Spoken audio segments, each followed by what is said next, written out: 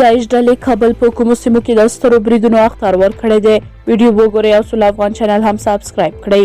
کله چې د امریکا استخباراتي ادارو روسیې ته خبر ورکړ چې ستاسې هیواد کې یو ستر برید کیدونکی دی، نو روسیه د امریکا دا خبر هسې ملنډې وګڼلې، خو د امریکا د استخباراتو خبره رښتیا شوه او د روسیې په شان هیواد کې داسې برید وشو چې چا یې فکر هم نه کولو.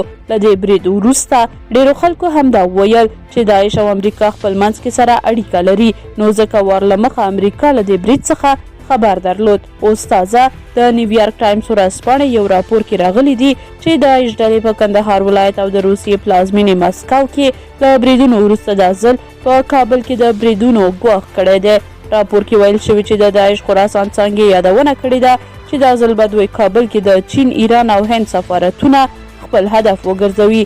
راپور زیاته کړې ده چې له دې وړاندې کابل کې د روسیې او پاکستان پر سفارتونو او د چین پر یو هوټل بریدونه هم د داعش خراسان ډلې له لوري ترسره شوي وو. طالبانو د یاد راپور په غبرګون کې لا تر اوسه رسماً څه نه دي ویلي.